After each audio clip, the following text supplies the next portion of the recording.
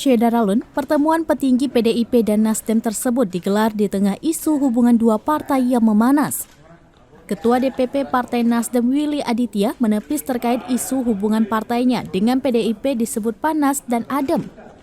Hari ini pada Senin 22 Agustus 2022, Ketua DPP PDIP Puan Maharani bersama rombongannya menyambangi kantor Partai Nasdem di Nasdem Tower, Jakarta Pusat. Dalam pertemuan tersebut, Ketua Umum Partai Nasdem Surya Paloh bersama beberapa elite Nasdem lainnya tampak menyambut para petinggi PDIP.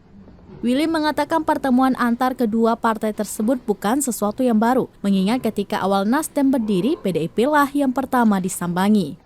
Willy menegaskan pertemuan tersebut merupakan nostalgia antar kedua partai ini sekaligus membahas isu pemilu hingga kerjasama politik. Selain itu, Willy menyebut dalam pertemuan itu juga akan membahas banyak hal dalam rangka membangun kesepahaman.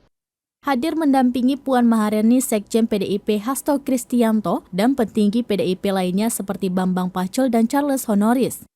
Sementara dari Nasdem ada Wakil Ketua Umum atau Waketum Partai Nasdem Ahmad H.I. Ali, Sekjen Nasdem Johnny G. Plate, dan Ketua Koordinator Pemenangan Pemilu Partai Nasdem Prananda Surya Paloh serta Majelis Tinggi Partai Nasdem Karli Bonjamin.